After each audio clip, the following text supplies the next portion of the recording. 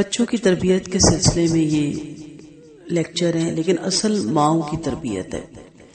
ماں باپ تربیت یافتہ ہوتے ہیں تو بچے خود بخود اس کے زیر اثر آ جاتے ہیں۔ آدمی کی نظر عام طور پر اس طرف جاتی ہے کہ میں یہ کروں گا، میں وہ کروں گی۔ یہ بات ذہن میں رکھے کہ انسان کاموں کے کرنے کے لیے جو اسباب بھی اختیار کرتا ہے، دعا ان تمام میں بہترین سبب ہوتی ہے۔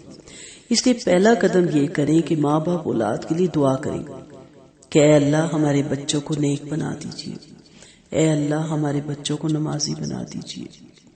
ہر نماز کے بعد دعا کریں، تہجد کے بعد دعا کریں، تلاوت قرآن مجید کے بعد دعا کریں۔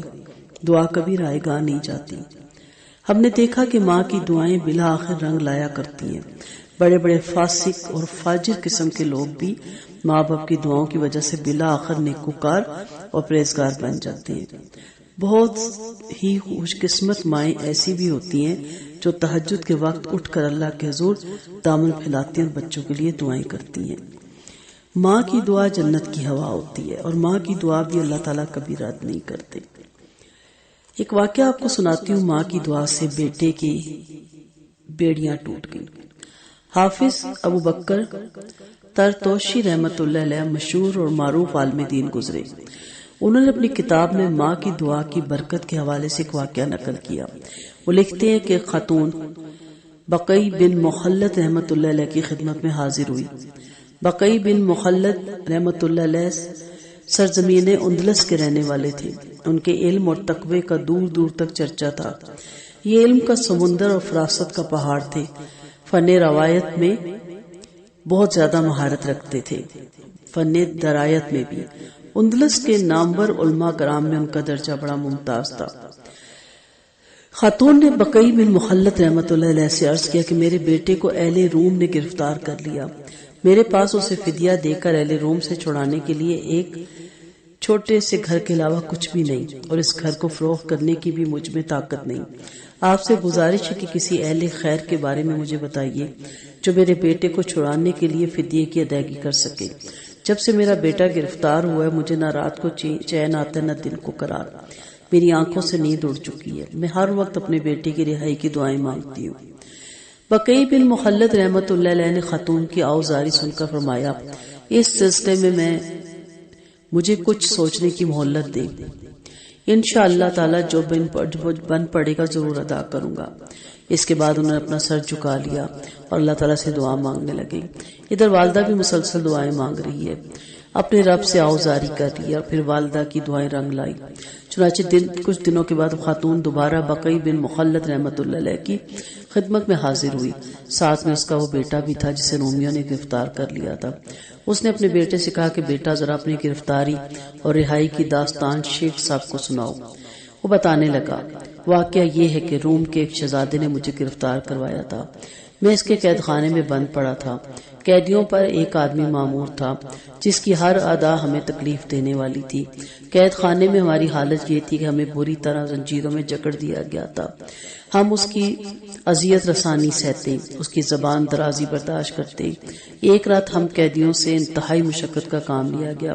جب ہم کام کر کے قید خانے میں واپس آئے تو اچانک میرے پاؤں کی زنجیر ٹوٹ کر زمین پر گر پڑی۔ زنجیر گرنے کا وقت وہی تھا جب اس کی والدہ اور شیخ بقی بن مخلد رحمت اللہ علیہ نے دعا کے لیے ہاتھ اٹھایا تھا۔ نوجوان نے کلام کا سلسلہ جاری رکھتے ہوئے مزید بیان کیا۔ زنجیر گرتے ہی وہ آدمی جو قیدیوں کی نگرانی پہ مامور تھا میری طرف متوجہ ہوا اور کھا جانے والی نظروں سے مجھے دیکھتا ہوا بولا، تم نے زنجیر توڑ دی۔ میں نے معذرت خوانہ انداز میں جواب دیا، نہیں، میں نے اپنی زنجیر کو ہاتھ تک نہیں لگایا بلکہ یہ خود ہی میرے پیر سے ٹوٹ کر گر گئی ہے۔ چنانچہ اسی وقت لوہار کو بلایا گیا اور زنجیر کی مرمت کروا کر میرے پاؤں میں پہنا دی گئی۔ میں ابھی چند ہی قدم چلا تھا کہ یکا یک زنجیر پھر ٹوٹ کر زمین پر گر پڑی۔ اتنی مضبوط زنجیر کا یکا یک ٹوٹ جانا بڑا تعجب خیز معاملہ تھا۔ سپاہیوں کو بڑی حیرت ہوئی۔ یہ معمولی واقعہ نہ تھا۔ سپاہی نے اپنے دوسرے سپاہی کو بلوایا، ان کو اس واقعے سے آگاہ کیا اور پھر بات جیل کے بڑے افسروں تک جا پہنچی۔ انہوں نے اپنے مذہبی پیشواؤں کو بلا کر سارا ماجرا سنایا۔ بڑا پوپ اپنے ساتھیوں کے ساتھ میرے پاس آیا. اس نے پوچھا کیا تیری ماں زندہ ہے؟ میں نے کہا ہاں میری ماں زندہ ہے. وہ کہنے لگے تیری والدہ کی دعائیں قبولیت حاصل کر گئی ہیں. جب اللہ تعالی نے تجھے رہائی دے دی تو پھر ہم کون ہو سکتے ہیں تجھے پابند سلاسل رکھنے والے. چنانچہ رومی سپاہیوں نے مجھے نہایت عزت اور اکرام کے ساتھ مسلمانوں کے قافلے کی طرف روانہ کیا. ایک دکھی ماں کی دعا اپنے بیٹے کے حق میں قبول ہو چکی تھی. یہ میں واقعہ آپ کو ہمارے والدین اطاعت و نافرمانی عبد المالک مجاہد کی کتاب ہے دارالاسلام کی، اس سے سنا رہی ہوں.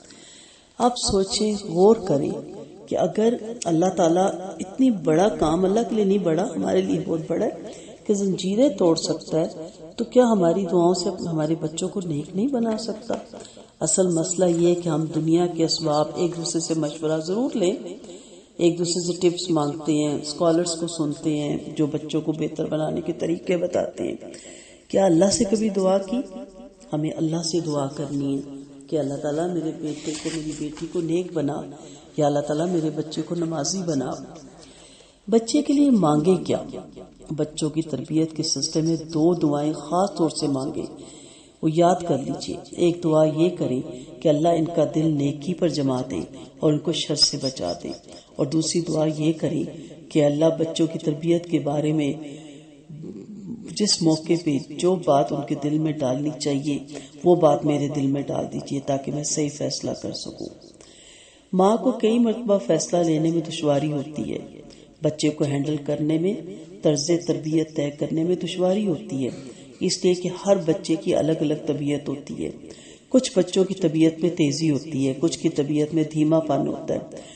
دونوں کو ہینڈل کرنے کا طریقہ الگ الگ ہوتا ہے.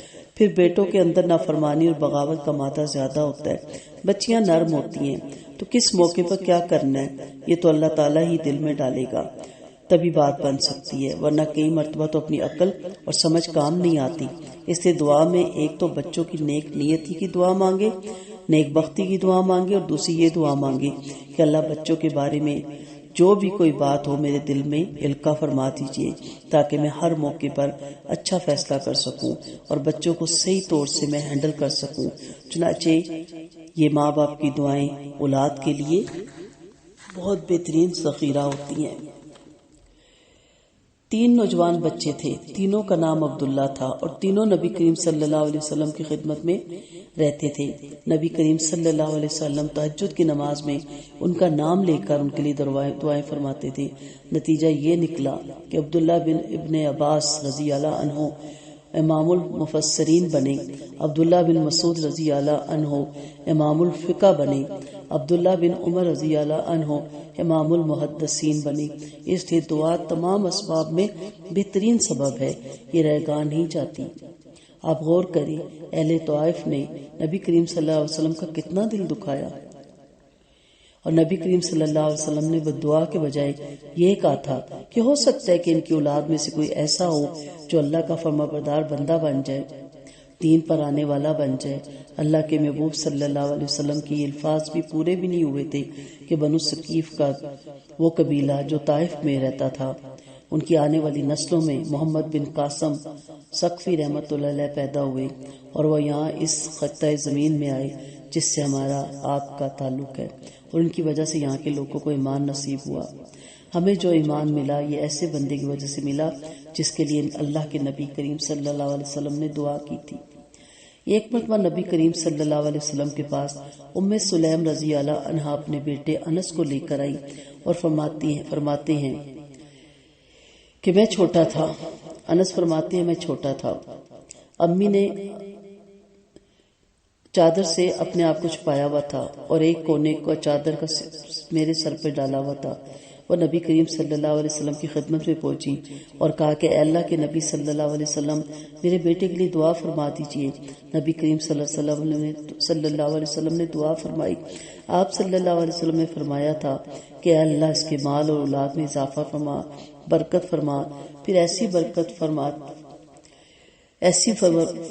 فرمائی. فرماتے کہ میرا باغ تھا جو سال میں 2 مرتبہ پھل دیتا تھا، اور میرے پاس اتنا سونا تھا کہ اس کو لکڑی کاٹنے والے کولہاڑے سے بھی توڑا کرتا تھا. آپ ذرا غور کریں کہ وہ سونے کی کوئی اینٹ بھی، کوئی ایسی اینٹ ہوگی جس کو کلہاڑے سے توڑا جا سکتا ہو، تو اتنا اللہ نے مال دیا تھا، اور اولاد اللہ نے اتنی دی کہ فرماتے تھے کہ 100 بیٹے اور بیٹیاں، پوتے پوتیاں میں نے اپنی آنکھوں سے دیکھ لی۔ تو نبی کریم صلی اللہ علیہ وسلم کی دعا ان کے کام آ گئی۔ اس لیے پہلی بات دعا کرنا ہے، دعا پہ بہت توجہ دیں۔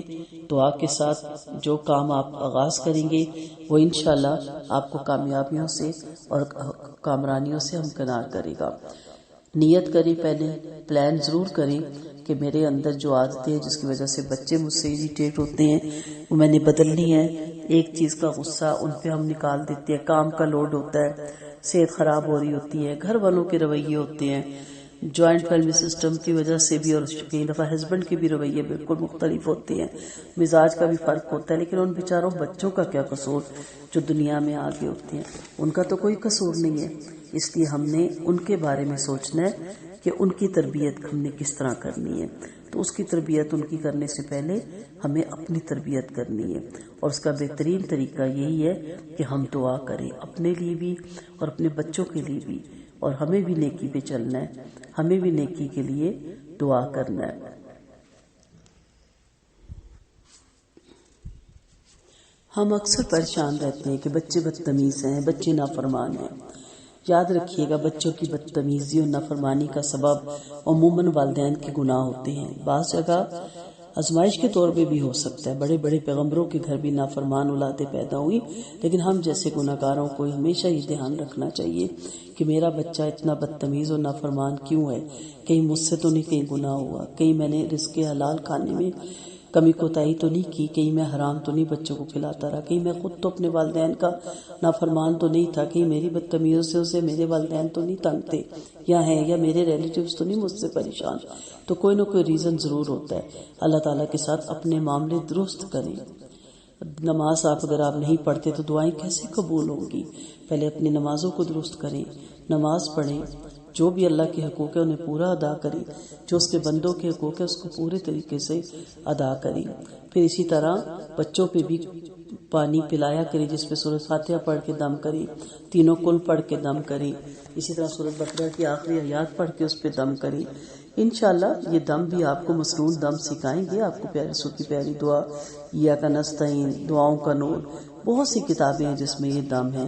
لیکن ہوتا یہ ہے کہ ہم آتے ہیں اور ہم اپنا مسئلہ ڈسکس کرتے ہیں، ہمیں دم سکھا دیا جاتا ہے، ہمیں کوئی یہ نہیں بتاتا کہ آپ خود کیا ہیں، کہ آپ خود وہ سب کچھ ہیں جو آپ اپنے بچوں میں دیکھنا چاہتے ہیں۔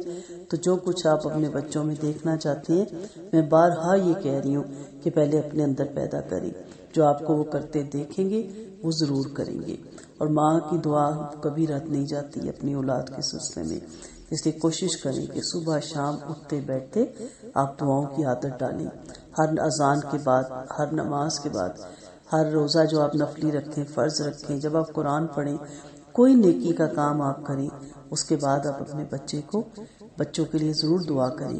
اور جہاں آپ اپنے بچوں کے لیے دعا کریں وہاں ہم جیسے گناہگاروں کو بھی اپنی دعاؤں میں یاد رکھیے گا، اور ہمارے لیے بھی نیکی کی دعا کیجیے گا، اور ہمارے بچوں کے لیے بھی وسعت پیدا کریں اپنی دعاؤں میں۔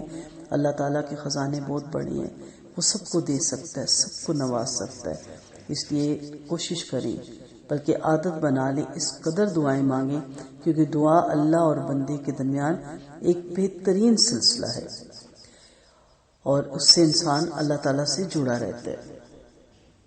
اللہ تعالیٰ ہم سب کو اپنا نیک بندہ بنائے، ہمارا ایمان پہ ہماری زندگی گزرے اور ایمان پہ ہمارا خاتمہ کرے۔ السلام علیکم ورحمۃ اللہ وبرکاتہ۔